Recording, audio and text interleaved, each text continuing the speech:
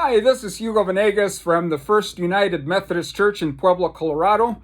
I am with you today because my friend Sarah from Lifestyle Vibes with Miss Hammond has asked me to address her group and to talk a little bit about spiritual wellness. This is the Wellness Week that she will be sharing with you throughout the week.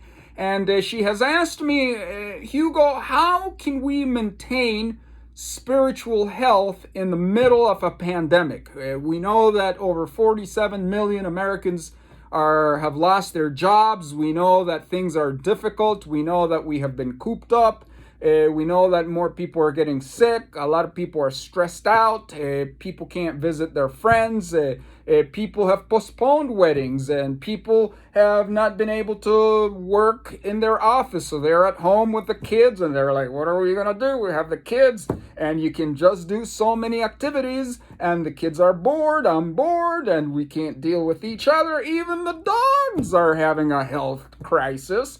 So I want to talk about one practice that has really helped me during this pandemic to maintain my spiritual health, but also my mental health. And that one thing is gratitude. Whenever we focus on what we don't have or what's going wrong or the negative, we produce more negativity. We attract more negativity into our lives. And that's why, a very wise New Testament scholar said, whatever is good, whatever is right, whatever is pure, whatever is good report, think on these things. He's saying, think on what is positive. And when you focus on what is positive, guess what?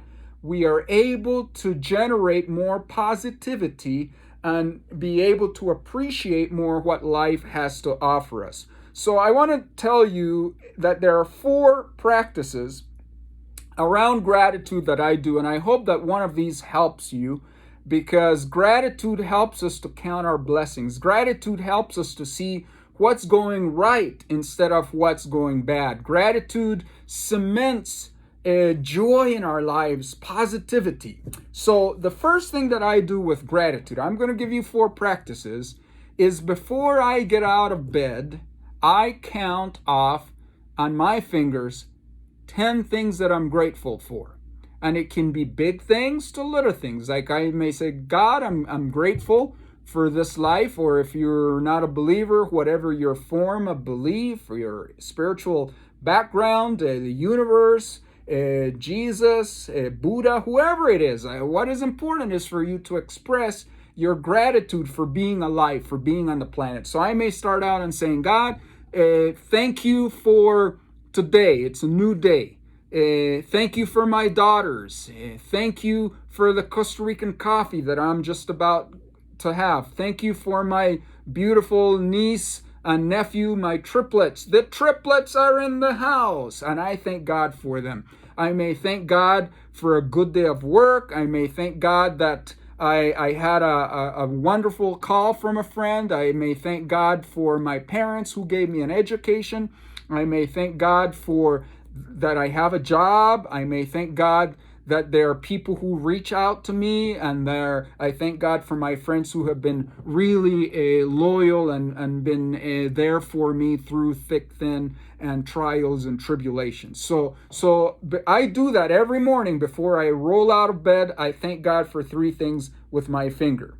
There another way that you can do with gratitude is to have what I call a gratitude rock, and you can just get a little rock and put it on your desk, put it on your mirror, and then hold that rock into your hand, and you thank God for 3 things that you're grateful for. You just hold it, and the energy of the rock, you say, God, I am thankful that my children are healthy. God, I am thankful that although I am a single mom, that you are helping me be the dad and helping me be the mom to my kids. And thank you that you are helping me stay positive with my kids, that I'm not taking my frustration out on my kids. Thank you, God. And for some of you, you may be at home in the pandemic single and you have a little dog or a cat. You just say, thank you, God, for my cat. Thank you, God, for my cat. And gratitude produces positive energy. And one of the things that I encourage the people who attend our congregation is I said, get a rock and put it in the cup holder of your car.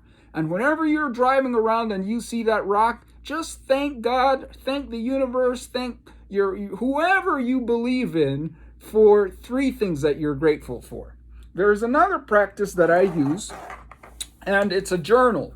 It's a journal that I have, and you can buy this journal. Is the Book of Joy by the Dalai Lama and also Desmond Tutu. It's but I use it as a gratitude list, and it's got little sections. And every day I get up and I practice a gratitude list, and I write down 10 things that I'm grateful for. I do it with my fingers. When I get up, before I roll out of bed, I do it. Then I go have my Costa Rican coffee. And after I am all juiced up on Costa Rican coffee, I sit down and I write a list, and I have a friend that we text each other our lists, and we celebrate. And we celebrate our lists because when we share the things that we're grateful for, and this friendship with my friend, every day we text our lists to each other and we celebrate the things that we're grateful for. So a journal is another way that you can do a gratitude list. So we have 10 fingers before you roll out of bed. We have the gratitude rock that you put in your pants, put it on the mirror or in your cup holder of your car. When you see that rock, you hold it and you thank God for 3 things. And then the journal, where you can do it with a friend and you can just write it down on a piece of paper. You don't have to go buy a journal, you can just do it and then text it. Do it with a friend. Do it with a friend so that you can celebrate with each other. And the final one, we all know the bucket list. We all have the bucket list. Well, tell you what, a lot of people can't get their bucket list stuff because they can't travel. I was supposed to go to a writers' conference to Iceland.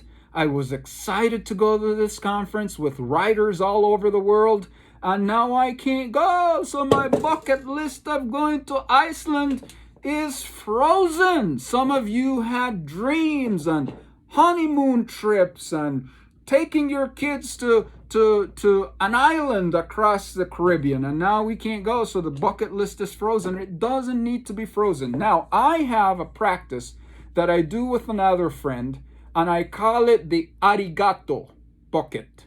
You heard me, arigato. What is arigato? Arigato is thank you in Japanese. And then at the end of the day, I look at my day before I go to bed. This happens between 9:30 and 9:45 at night, and I take these little sticky pads and I have my bucket, and then I'm like, okay, what is 1 or 2 things that I am grateful for? And I just write down and say, I am grateful that I made myself a frijoles omelet. I made this yesterday, actually. It was very good. Black beans, and you do the omelet and then you put the black beans, but you have to cook the black beans Costa Rica style. And this was dynamite. And my daughter is out in the Middle East serving in the Air Force as an officer, and I sent her a picture and she was like, dude, I want some of that. And I sent it to another friend of mine who's a model in Costa Rica, and she's like, whoa, you gotta cook for me. So I'm grateful for that, for my omelet con frijoles negros. So I put that in there. And then I may be able to say, I was pretty successful. I got all my to-do list done today, and I put that in, and I put it in here, and I arigato. And then I take a picture, selfie, and I sent it to my friend, and we call it the arigato bucket. Now, what we do is at the end of the month, you throw out all the things that you are thankful for, and you put them out, and then you can go back and see the amazing things that happened in the month. I think we have so many stressful things going on, so many problems, that we don't count our blessings. We don't see how blessed we are, how fortunate we are. So the arigato bucket is one of my favorite things. And when I send a text message to my friend, we always go, arigato, arigato. Thank you, God. I hope this was a blessing, and I hope that you can stay spiritually healthy and mentally healthy by practicing gratitude. Say thank you for all the blessings that you have in your life. This is Hugo Venegas from Pueblo, Colorado with the United Methodist Church. God bless you.